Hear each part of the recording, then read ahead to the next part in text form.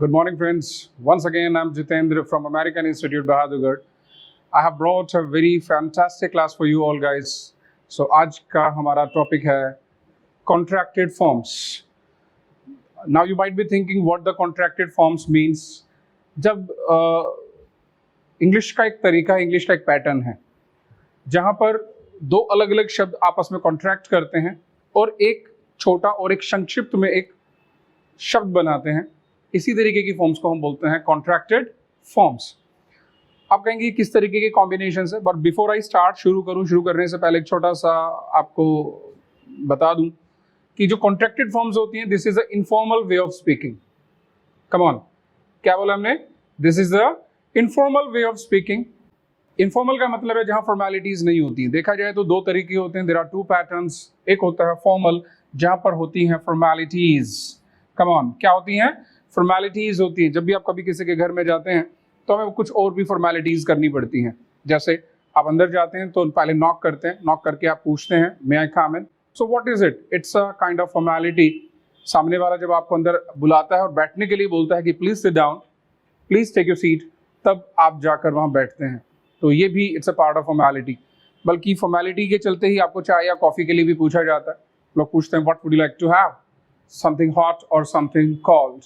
तो ये सभी फॉर्मेलिटीज हैं। कई बार तो लोग बोल भी देते हैं कि सर इतना फॉर्मल ना हुई है, don't be so formal, don't be so formal. तो वहाँ होती हैं फॉर्मेलिटीज। लेकिन आपने देखा होगा जब आप फ्रेंड्स के साथ बैठे होते हैं, अपने फैमिली मेंबर्स के साथ बैठे होते हैं, तो वहाँ पर you do not have formalities. So जो रिलेशनशिप भी है उनकी और आपके बीच में, वो भी कहलाती है इनफॉर्मल रिलेशनशिप।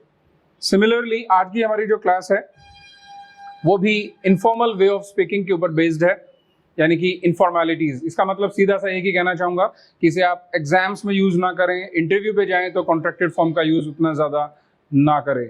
तो चलिए कोई नहीं, without wasting a time we must start. बात करने जा रहे हैं हम कॉन्ट्रैक्टेड फॉर्म्स के बारे में। तो कैसे होती हैं कॉन्ट्रैक्टेड फॉर्म? तो छोटा सा एक तरीका देना चाहूंगा आपको। आपने अभी तक देखा होगा जब हम इंग्लिश बोलते हैं तो बहुत बार ये चीज़ आती हैं, हम बोलते हैं डू नॉट, जिसमें एक हेल्पिंग वर्ब होता है और दूसरा आपका नॉट होता है, क्योंकि नेगेटिव सेंटेंस हमें बनाना है। Do not. लेकिन the people they do not have time these days. लोगों के पास टाइम नहीं है and it affects your fluency also. तो to get the fluency you need to use contracted forms. आपको कॉन्ट्रैक्टेड फॉर्म्स लगानी होंगी। और अब डू नॉट ना कह करके आजकल हम लोग बोलते हैं क्या? Yes, come on. अगर आप इसकी थोड़ी बनावट देखेंगे तो यहाँ देखेंगे ऊपर की तरफ एक छोटा सा कॉमा लगा हुआ है। In fact this is not called comma, ये होती है आपकी अपोस्ट्रोफी। कम ऑन, बोल डालिए अपोस्ट्रोफी। एक अपोस्ट्रोफी का साइन होता है जो ऊपर की तरफ लगता है, और अपोस्ट्रोफी लगने से ये कॉन्ट्रैक्ट करती हैं, नंबर वन। नंबर टू, इनके लिखने में भी कुछ स्पेलिंग्स थोड़ी कम हो जाती हैं। जैसे यहाँ पर अगर हम देखेंगे DON, अपोस्ट्रोफी T लगने से हमारा जो O है वो बिल्कुल ही गायब हो गया। अब अगर आप इसके शक्ल पे जाएंगे तो मुझे पता है आप क्या बोलने वाले हैं। आप इसे बोलेंगे डोंट। क्या बोलेंगे? डोंट। बट मेरा पर्सनली मानना है कि आपको एक काम करना है, इसका जो लास्ट में जो टी है, इस टी को उड़ा देना है, गायब कर देना है, और आपको बोलना है डोंट।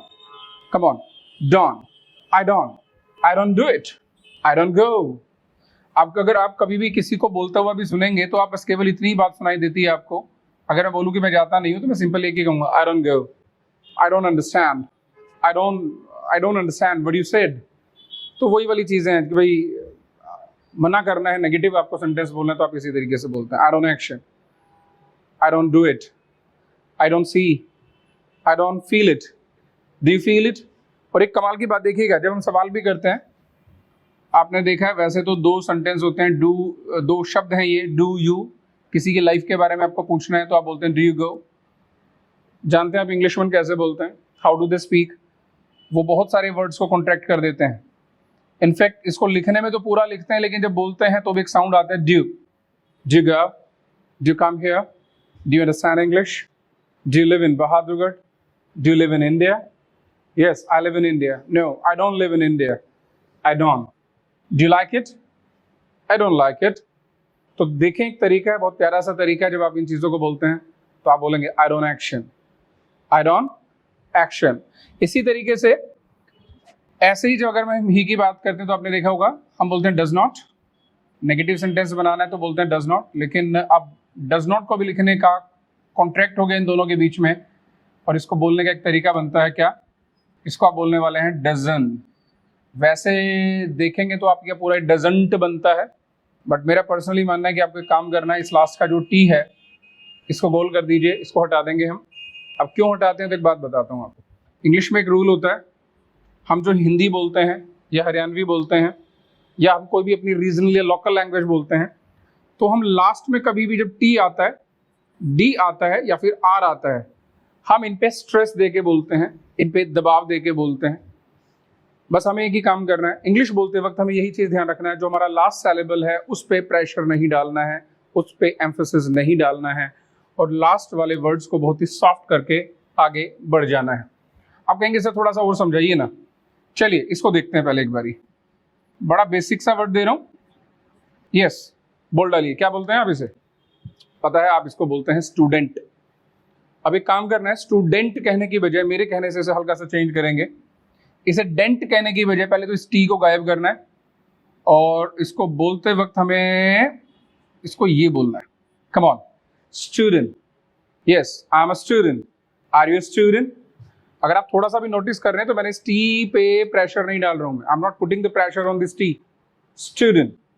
अगर ये प्लूरल बन जाए, प्लूरल बन जाएगा तो क्या हो जाएगा, स्टूडेंट्स। कम ऑन, क्या बन जाने वाला है, स्टूडेंट्स। आप खूब देखते हैं, hi students, hello students, what's up students.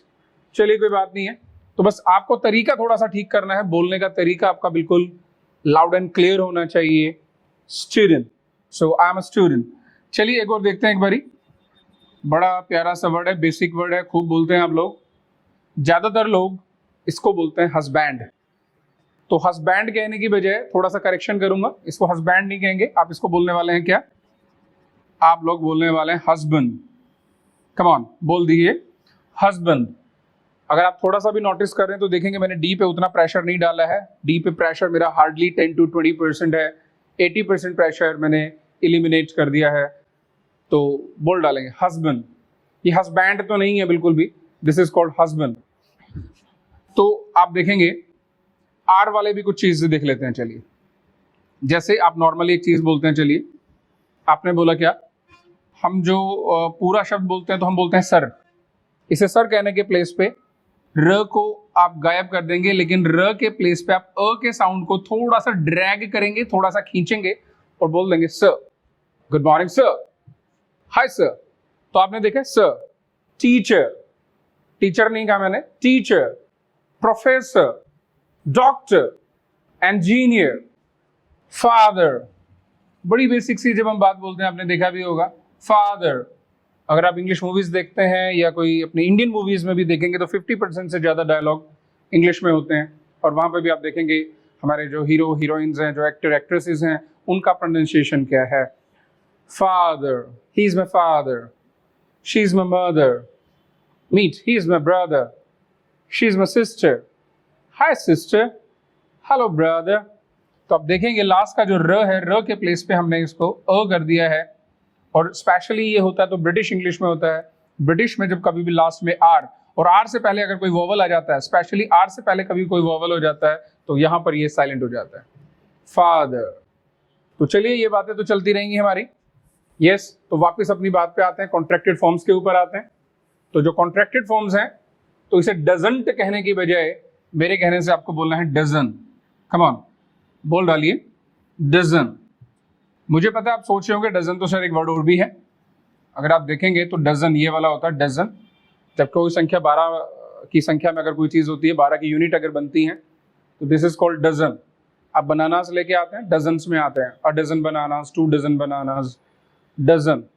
सो सिमिलरली इसका साउंड भी ऐसे ही करना है, he doesn't action, he doesn't action. अगर मैं बोलूँ कि नहीं भाई साहब ये समझता नहीं है, ही डजन अंडरस्टैंड, इंग्लिश नहीं बोलता ये, ही डजन स्पीक इंग्लिश, ये फ्रेंच नहीं बोलता, ही डजन स्पीक फ्रेंच, ये क्लास अटेंड नहीं करता, he doesn't attend the class, ये दिल्ली नहीं जाता, he doesn't go to Delhi. बस आपको इतना ही करना है, ही डजन एक्शन। प्रैक्टिस नहीं करता लड़का ये, ही डजन प्रैक्टिस। ये लड़की है ना, ये ओबे नहीं करती, she doesn't obey, she doesn't obey her parents. तो बोलने का तरीका सबसे इंपॉर्टेंट है। लैंग्वेज में जब आप बात कर रहे होते हैं तो लैंग्वेज में इंपॉर्टेंट होती है आपके प्रोनाउंसिएशन, आपका एक्सेंट, आपका तरीका, हाउ डू यू स्पीक। बोलते वक्त हमें कहाँ कहाँ पर प्रेशर डालना है और कहाँ पर हमें पोजेज लेने हैं और हमें आगे बढ़ जाना है। तो चलिए कोई बात नहीं है। डजन, इससे आगे चलेंगे। पास्ट की बात करें, आप जानते हैं पास्ट में नॉर्मली हम बोलते हैं डिड नॉट। जब भी मना करना होता है आप यही वाला सेंटेंस बोलते हैं, आई डिड नॉट एक्शन। लेकिन लोगों के पास इतना टाइम नहीं है, the people do not have time कि वो इन चीज़ों को टाइम दे करके बोले। और ये फ्लुएंसी में भी ऑब्स्टेकल बनता है जब आप इनको कॉन्ट्रैक्ट नहीं करते हैं तो। लेकिन कॉन्ट्रैक्ट करने से it brings the fluency, it brings the confidence, आपका बोलने का तरीका भी बेहतरीन हो जाता है। तो अब आप इसे कैसे बोलने वाले हैं? डिड नॉट को शॉर्ट में करेंगे तो क्या बोलेंगे आप? Come on. तो शक्ल पे बिल्कुल भी ना जाएं। शक्ल पे जाएंगे तो मुझे पता है आप बोलने वाले हैं didn't, but this is not didn't. मेरे कहने से आपको एक काम करना है, पहले तो इस डी को गायब करते हैं, इस टी को भी गायब करते हैं, हल्का सा चीज बचेगी मेरे पास और वो होगा डिन। थोड़ा सा जल्दी बोलेंगे, आई डिडंट डू इट, मैंने देखा नहीं, I didn't see, I didn't notice, I didn't observe, I didn't come yesterday, hey, he didn't tell me the reality, he didn't tell me the complete truth। तो जो भी बोलना है आपको तो थोड़ा तरीके से बोलेंगे और आप बोल देंगे आई डिडंट एक्शन। तो डिड नॉट, तो याद रखें, डू नॉट को बोला है डॉन, डज नॉट को डजन, डिड नॉट को बोला है डिन। नाउ द क्वेश्चन अराइज कि चलो प्रेजेंट हो गया, पास्ट हो गया, फ्यूचर की बात करते हैं। तो फ्यूचर में जो ये विल और नॉट लगता है, तो विल नॉट को कैसे ऐड करेंगे, कैसे जोड़ेंगे, कैसे कॉन्ट्रैक्ट करेंगे? ये most of the people they make a mistake, और वो मिस्टेक करते क्या है, वो विल को और नॉट को इस तरीके से कॉन्ट्रैक्ट करते हैं। Although this is not the right way, ये सही तरीका नहीं है। विल और नॉट कभी भी कॉन्ट्रैक्ट करते हैं तो बिल्कुल एक नया पैटर्न बनता है और आप बोलेंगे क्या? यस, बोल डालिए। यहां हम इसे बोलने वाले हैं वॉन्ट। Come on, want. अब आप कहेंगे सर यहाँ टी साइलेंट नहीं हो रहा है, बिल्कुल कहा, क्योंकि इसके अंदर बीच की काफी सारी ऐसी चीजें थी जो हमने इलिमिनेट कर दिया है। अब इससे ज्यादा हम इसको शॉर्ट नहीं करने वाले, we are not going to shorten it any longer. तो बस छोटा सा बोलना आई वॉन्ट, बस आपका डायलॉग हो जाएगा आई वॉन्ट एक्शन। एक्शन का मतलब है सीधा सीधा वर्ब की फर्स्ट फॉर्म लगाएंगे और आप बोल देंगे आई वॉन्ट एक्शन। अगर मैं कहूँ कि मैं नहीं जाऊंगा भैया, आई वॉन्ट गो, मेरा कल क्लास में जाने का कोई प्रोग्राम नहीं है, I want go to my class. Yes, I want teach tomorrow, I want take a rest, मैं रेस्ट नहीं करूंगा, मैं क्लास को रिकॉर्ड करूंगा। मैंने कल ही प्लान कर लिया था कि आज बेशक संडे है, टुडे इज संडे, बट मैंने पहले ही प्लान कर लिया था कि मैं रेस्ट नहीं करूंगा। आई वॉन्ट टेक रेस्ट, तो सीधा सा मतलब है want, I want do it. लेकिन यहाँ पर एक छोटी सा ट्विस्ट है जो कहानी के अंदर है, वो बताऊं मैं आपको। कॉन्ट्रैक्ट जरूरी नहीं कि नेगेटिव के साथ ही कॉन्ट्रैक्ट करे, एक कॉन्ट्रैक्ट करने का एक अलग पैटर्न भी होता है। जैसे एक होता है सब्जेक्ट, कई बार सब्जेक्ट और हेल्पिंग वर्ब भी आपस में कॉन्ट्रैक्ट कर लेती हैं। अगर आप यहाँ नोटिस कर रहे तो क्या है, यहाँ पर एक हेल्पिंग वर्ब है, हेल्पिंग वर्ब के साथ नॉट ने कॉन्ट्रैक्ट किया है। यस, लेकिन यहाँ पर भी अगर देखूं, अगर आप जानते हैं आई और विल भी आपस में कॉन्ट्रैक्ट कर सकते हैं। सोचेंगे ये कैसे पॉसिबल है, कोई बात नहीं है, आई और विल को भी कॉन्ट्रैक्ट कर देते हैं और बनता है हमारा I'll do it। क्या बोल दिया हमने? I'll do it। यस, बड़ा सा थोड़ा सा आपको ध्यान रखना है कि टंग को किस तरीके से करना है। I'll do it, I'll action। अगर मैं बोलूँ कि कल मैं आऊंगा, I'll come tomorrow, I'll see you soon। Yes, तो बड़ा बहुत ही प्यारा सा तरीका है, I'll action। I और will मिला करके बोल दिया हमने। Yes, I'll teach, I'll go, I'll attend the party, I'll see you। तो जो भी बोलना है I'll। ऐसे you और will भी होता है। you और will जब कॉन्ट्रैक्ट करेंगे, सॉरी, you और will कॉन्ट्रैक्ट जब करेंगे तो ये बनता है you'll। come on, you'll do it, you'll come, you'll follow the rules। it means you will follow the rules। yes, ऐसे ही के साथ कॉन्ट्रैक्ट कर देते हैं। ही के साथ हुआ तो हमने क्या बोला है? he'll do, he'll manage, you don't worry, he'll manage। yes, he'll manage everything। ऐसे होते she, she'll। yes, she'll do, she'll pass the exams, she'll speak English। yes, she'll go to market। तो वही मतलब है। और ऐसे ही we के साथ जब हम कॉन्ट्रैक्ट करते हैं तो बनेगा will। come on, will। they के साथ कॉन्ट्रैक्ट करते हैं तो they'll